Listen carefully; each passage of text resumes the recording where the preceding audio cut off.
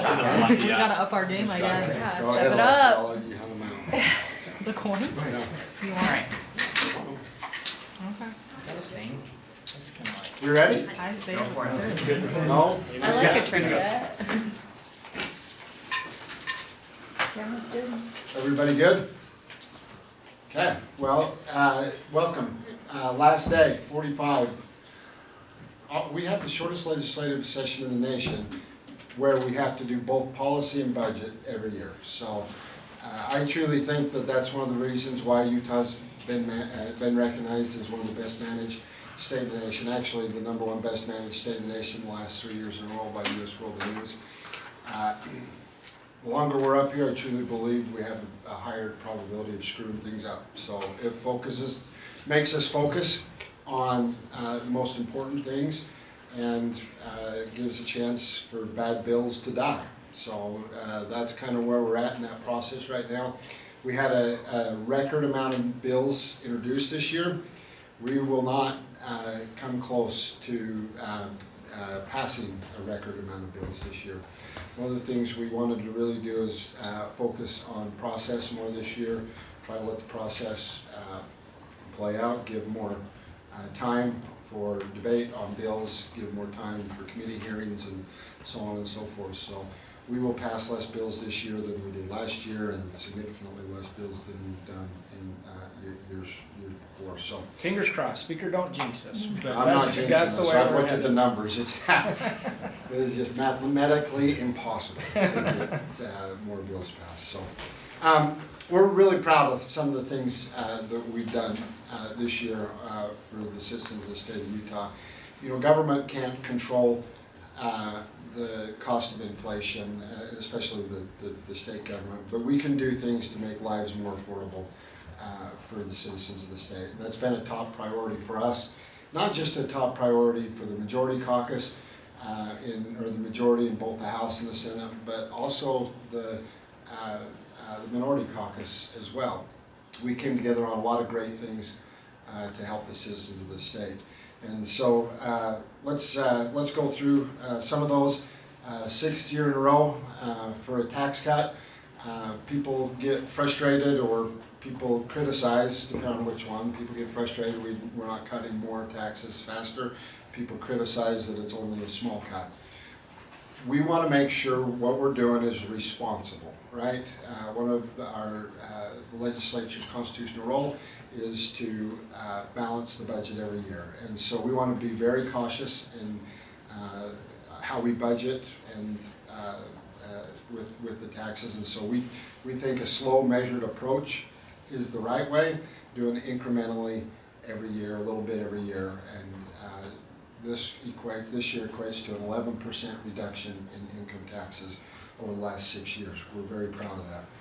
HB 575, the Gas Reduction Act, I call it, is passed. We're very grateful to be able to work things out with the Senate on that. I want to thank our Senate colleagues. I think it was just a couple that we had that had concerns, and the rest of the committee didn't happen to be there. So anyways, so we were able to get that, but I really want to briefly talk about that. So it's not necessarily the gas tax. The gas tax is meant as a temporary measure to ease pain right now.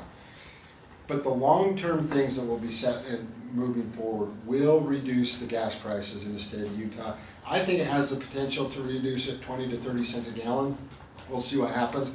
But let me tell you real quick and run through those items. The one thing is increasing the production by 12% over the next 5 years of the gas refined, or the fuel refined here at the 5 refineries inside Utah. That's big. Another one that's big is faster permitting for a pipeline coming from Sinclair, Wyoming to the refineries here in North Salt Lake. That will be a refined product already coming into this valley, somewhere around 50,000 barrels a day, give or take, for the potential of that gas line. So 23,000 barrels in production, 50,000 barrels of oil in that, or of gas in that pipeline, gets us 73,000 barrels. You've got the Enterprise pipeline that goes to Moab right now, and terminals in Moab. If we can get a terminal on the southern end of the valley, maybe Provo area, Juab County area, somewhere in there, that's another 32,000 barrel a day increase there. So that puts us over 100,000 barrels a day. And then using the salt caverns as storage, so that the refineries here can run it, instead of running 80 to 90% capacity during the wintertime, they can run closer to 95% capacity. They do have to shut down for a couple weeks to do maintenance. Every one of them does that, but they can increase production up to 90-95% and then store that extra refined product in the salt caverns. Those are huge wins for the citizens of the state. And that just happened, and Representative Snider was right in the middle of this. Ended up kicking off a water agreement that we had been trying to work on for several years with Idaho. Both things coming together, both the water agreement benefits the citizens of the state of Utah and the citizens of Idaho, and the agreement on increasing the production benefits both the citizens of the state and the citizens of Idaho. It's a true win-win, and I'm just grateful for everybody, Representative Roberts, Senator Brammer, for all their work on that. HB 290 expands the child tax credit for families, big win. HB 190 expands child care in the state of Utah. HB 250 creates an online retirement plan exchange for small businesses. That will be huge for businesses that want to offer benefits to their employees for retirement.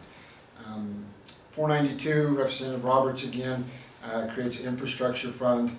One of the things we hear from citizens that get frustrated with growth is the lack of transportation, the lack of money for infrastructure. This creates a fund to help with affordable housing and help cities meet the infrastructure needs for their growing communities. HB 124 provides veterans with property tax exemptions. HB 236, Representative Karen Peterson's bill, I think will do a lot to help with transparency in truth in taxation and eliminate some of the concerns that the citizens have with property taxes. I want to be clear. The state does not have anything to do with the property taxes. That is done at the local level, so there's not a lot we can do on the property tax front. So with that, I think Representative Snider, anything you want to add? Yeah, no, I would just add, so as you're looking at maybe tomorrow, when all of you are like coming out of the hangover that is the legislative session. I'm not working tomorrow. Well, see, you'll be fine. Speak for yourself. So when we started this session, we had a list of things we wanted to accomplish on behalf of the people of this state. And we wrote down our pillars, and legislators from all parts of this state went after those things because that's what they heard back home. Tomorrow, when we're done, we're going to share a document that says these are the things that we accomplished within those specific pillars, and these are the representatives that made it happen for the people back home. So just watch for that as you're looking for something to talk about tomorrow. That's going to be the most exciting thing in Saturday News, just so you know. Can I highlight one thing too that I'd love you to highlight? Utah is still one of the only states that works together on a bipartisan basis. As I travel around and talk with other speakers across the country, they say, what? You let the minority party pass bills? It's not only that, we help the minority pass bills if they're good bills. We try to work collaboratively. And I've talked to speakers on both sides of the aisle that don't let the minority caucuses pass bills. I want to say how proud I am of this Utah's legislature for being one of the only legislatures in the state to do it the right way. We don't always agree. Sometimes we get in very public disputes about different positions on the bills, but we work together collaboratively to keep it unique and different, especially in a world or in a political environment today that is just set up for people to go like this. We try to do it differently and here in the state of Utah, and I think the citizens of the state should be proud of their legislators on both sides of the aisle for making that a reality, because Utah is one of the only states in the nation that does it that way. Can I ask about your resolution that was introduced today? How likely is this to get through on the final day of the session? And what are you trying to do with the Bear River Migratory Bird Refuge? Yeah, so I'll be quick because I know there's a lot of questions out here, but basically the gist of it is we have been in some sort of dispute with the federal government, specifically the Fish and Wildlife Service, for a long, long time, in and out of court, and we've finally come to a resolution, and that resolution is sort of codified and enshrined in the actual resolution that we're going to pass off this floor and the Senate tonight. Basically, we came to an agreement. The Trump administration's been very helpful, and the settlement that's going to proceed allows certainty for the U.S. Fish and Wildlife Service and the Bear River Migratory Bird Refuge specifically. It also it settles this long-standing meander line dispute. Where was the high water mark of the Great Salt Lake at the time we became a state? Where is the federal parcels that should stay with the refuge, and where should we be compensated as a state for those parcels that they took maybe in the 1920s when this refuge was established? So it's a win-win. We're incredibly grateful for the national attention that this system has on it now. The Trump administration has been so good to us since that announcement was made at the National Governor's event. Their offices have called legislators here, they've called the Director of Natural Resources here. They want to know, and actually this moving forward it's happening at a speed that we did not anticipate because of the Trump administration's involvement. So we're just incredibly grateful for them helping us solve this Great Salt Lake. What's it going to do for the lake? It's going to return about $60 million that we can then push right back into saving the lake. So we're going to take all the proceeds from this settlement and pump it right back into the Great Salt Lake. So you're seeing all the commitments that we have made as a state. Private business is making commitments here, and we are going to continue to make investments to save this lake, and this is a $60 million addition to that. Now, we are still hopeful that the Trump administration will make good on their $1 billion promise, and we look forward to using that much more in terms of resources to fix this problem. I just want to clarify, they haven't promised $1 billion, but they have talked about. Hey, I'm hearing $1 billion, and that's what I'm hoping for. So I'm going If to you keep saying fought that. for so long to say this land, we think this land is ours, not yours, why settle now, and what was the impetus for just saying, you know what, just take it? We've actually settled on where the line is about 5 years ago. What we hadn't settled on was the price. And so there's been a series of appraisals that have come through. One was finalized sometime last fall, and it's just finally getting the ducks in a row in terms of the actual settlement agreement. 4 years ago, they were only wanting to pay us $15 million. So this is a big win for the state of Utah, a big win for the citizens. Really Mr. appreciate the Speaker, government. you went through the list of your affordability bills a moment ago. Do you have any information on what the average family in Utah will be saving with all of those measures? Oh, we haven't added all that up, but I think, it would depend. I would imagine a couple $100, something like that. But again, there's not a lot state government can do, but when you add, there's other things that states do that increase prices, right? For example, California. Why are Utahns paying more for gas here in Utah today? Because of the decisions California is making. Same thing with same thing with Oregon, same thing with Washington.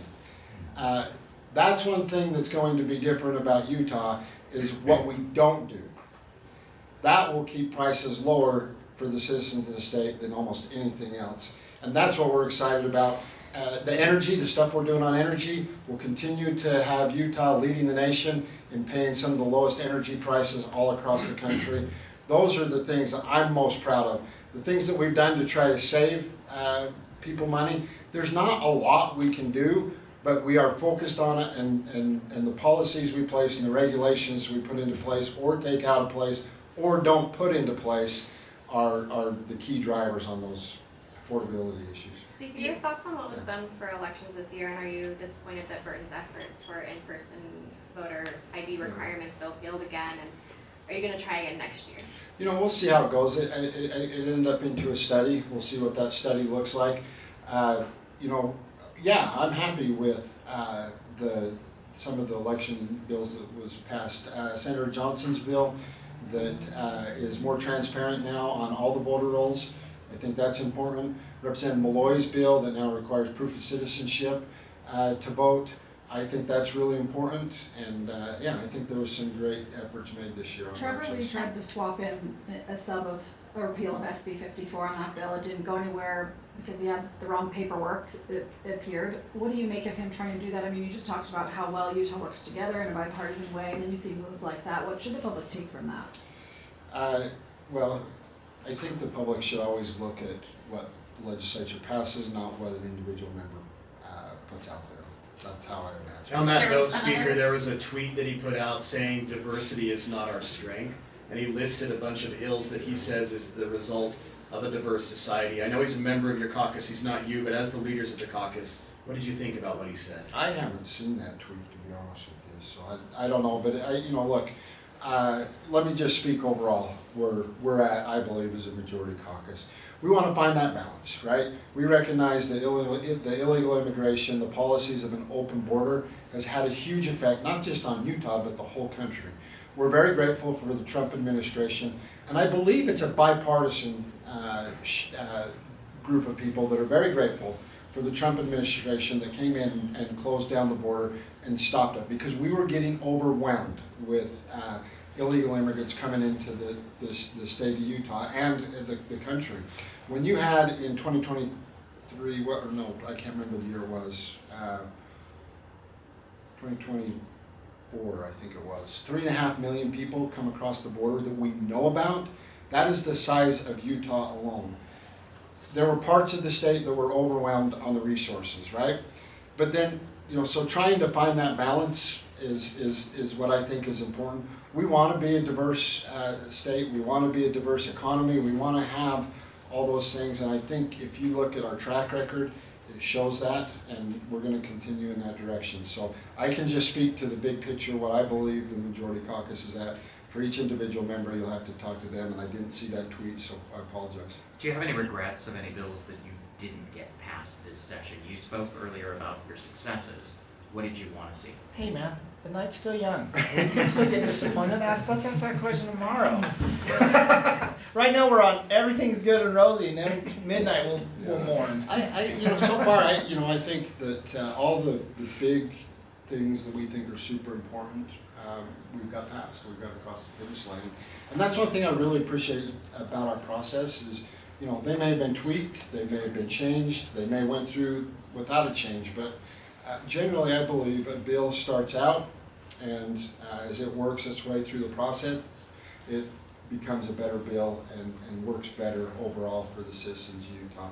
So there's not any that I'm really, that I think cause major problems to the state that didn't pass. On the election study, there was another study commissioned by the legislature that was talked about a lot this year where the credibility of it was questioned. I'm curious what confidence you have going into this other study and what role you see these studies playing for the legislature.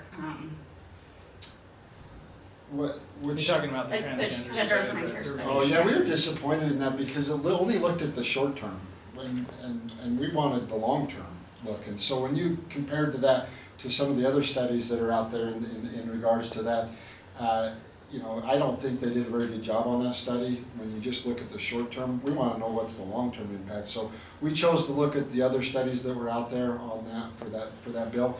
I think we'll see what it looks like on that study. And look, I don't think it's that hard. It was only 6 years ago, I think, when the whole state was voted in person.